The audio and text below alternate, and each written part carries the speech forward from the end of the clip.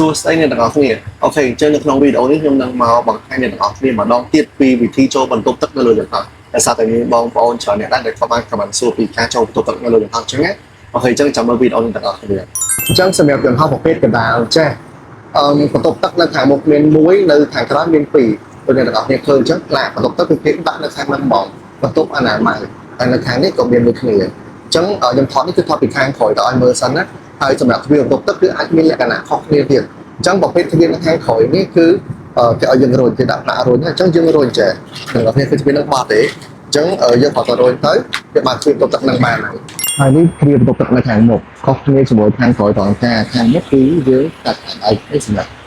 បើកមកដើម្បីចូលនៅខាងក្រោយនេះត្រូវពុះស្អត់តែខាងមុខគឺយើងត្រូវកាត់អញ្ចឹងដើម្បីចឹងចូលហើយគឺមានផ្លាកដូចគ្នាបើសិនជាបោះខ្លួនអញ្ចឹងមានតែយើងចូលបានបើសិនជាបន្ទប់ទឹកដែលឃើញផ្លាកពណ៌ក្រហមចេះគឺមានន័យថាមានគេនៅខាងក្នុងហើយអ្នកទាំងអស់គ្នាបាត់ជីយើងរុញទេគឺបើយើងរុញគឺយើងរុញអត់ទៅដែរឃើញទេតែបើសិនជាវាបោះខៀវចេះវាបោះខៀវអញ្ចឹងគឺមានន័យថាបន្ទប់ទឹក available អាចឲ្យយើងចូលទៅខាងក្នុងបានអញ្ចឹងយើងរុញទៅគឺយើងចូលទៅបានហើយ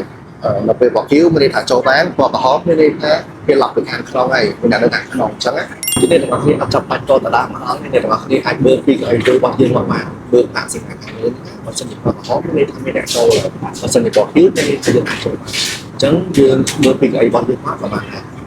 អូខេអញ្ចឹងនៅពេលដែលចូលមកដល់ខាងក្នុងបន្ទប់ទឹកនៅខាងមុខនៅខាងក្រោយគឺដូចគ្នាទេនៅពេលដែលចូលមកដល់គឺកន្លែងនេះកន្លែងដែលយើងចាក់សោអញ្ចឹងយើងរុញមកចេញបោះក្រហមចេញមកមានន័យថាយើងឡុកពីខាងក្នុងហើយបើសិនជាយើងប្រើប្រាស់រួចយើងទាញមកចេះវិញមកហើយយើងទាញទ្វារមកចេះវិញមកគឺយើងចេញទៅខាងក្រៅបានហើយអានេះសម្រាប់ទ្វារដែលរុញបើសិនជារុញនៅខាងមុខវិញអ្នកទាំងអស់គ្នាគ្រាន់តែកាច់អាដៃទ្វារនៅកន្លែងនេះហ្នឹងគឺយើងអាចចេញចូលបានហើយអូខេអញ្ចឹងដល់ពេលដែលយើងចូលមកយើងត្រូវឡុកទៅទឹកដើម្បីឲ្យគេដឹងថាមានតែនៅខាងក្នុងហើយបន្ទាប់មកទៀតកន្លែងនេះគឺកន្លែងយើងបត់ជើងអញ្ចឹងណាហើយដល់បងប្អូនទាំងអស់គ្នាពេលចង់សួរពីកន្លែងចុចដើម្បីស្រូបយកកាកសំណល់ទៅអញ្ចឹងណានេះគឺនៅកន្លែងនេះអ្នកទាំងអស់គ្នាឃើញគេឲ្យយើង press flash អញ្ចឹងយើង press កន្លែងហ្នឹងពេលដែលយើងចុចមកគឺមើលក៏អញ្ចឹងអ្នកទាំងអស់គ្នាបើសិនជាចង់រកកន្លែងនៅពេលដែលយើងបត់ជើងហើយយើងត្រូវចុចដើម្បីឲ្យកាកសំណល់របស់យើងទៅគឺយើងត្រូវចុចកន្លែងហ្នឹងហើយនេះគឺមានកណ្ដាស់សម្រាប់ឲ្យយើងប្រើប្រាស់អានេះกระดาษជូតដៃអញ្ចឹងណាហើយសម្រាប់កន្លែងនេះវិញគឺទឹកសម្រាប់លាងដៃអញ្ចឹងនៅពេលដែលយើងចុចមកទឹកហ្នឹងនឹងចេញឲ្យខ្លួនឯងហើយវានឹងឈប់ទៅវិញអូតូកន្លែងដូចគ្នាយើងអត់ចាំបាច់មួយឬមួយក៏ស្លាប់ម្ដងទៀតដើម្បីឲ្យវាឈប់ទេអូខេឃើញវាឈប់ខ្លួនឯងទេហើយមួយទៀតឧទាហរណ៍ថានៅពេលដែលយើងប្រើប្រាស់กระดาษហើយយើងជូតដៃជូតអីហើយកន្លែងនេះគឺជាធុងសម្រាប់ដែលយើងបោះចោលกระดาษអ្នកនរគ្នាត្រូវចុចវាចោះចឹងមកហើយតម្លាក់វាចឹងទៅ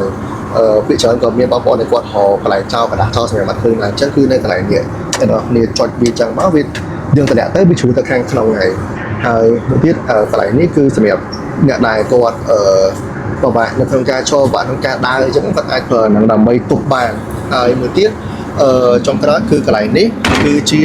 កន្លែងដែលសម្រាប់ទារកមានន័យថាពុកម្ដាយដែលចង់ដូរខោទឹកនោមឬមួយអីហ្នឹងអាចតម្លាក់អាហ្នឹងហើយដូរខោទឹកនោមដូរអីគាត់នៅលើហ្នឹងបានប្រើប្រាស់រួចយើងគាត់ដល់សកាត់ពីអញ្ចឹងមកវិញមកអញ្ចឹងគឺមានតែប៉ុណ្្នឹងទេការប្រើប្រាស់បន្ទប់ទឹកនៅលើយន្តហោះវាអត់មានអីងាយៗហើយក៏ complicated ទេសង្ឃឹមថាអ្នកទាំងអស់គ្នាបានមើលវីដេអូនេះហើយនឹងយល់កាន់តែច្បាស់ជាមួយនឹងវិធីប្រើប្រាស់អូខេអញ្ចឹងចាប់ជួបគ្នាវីដេអូក្រោយបើសិនជាបងប្អូនទាំងអស់គ្នាមានចម្ងល់ទាក់ទងជាមួយនឹងការប្រើប្រាស់អីមួយនៅលើយន្តហោះអាចក៏មកសួរនៅក្នុងវីដេអូនេះបានខ្ញុំនឹងជួយយើងធ្វើវីដេអូឆ្លើយតបទៅកាន់អ្នកទាំងអស់គ្នាអូខេបាយបាយ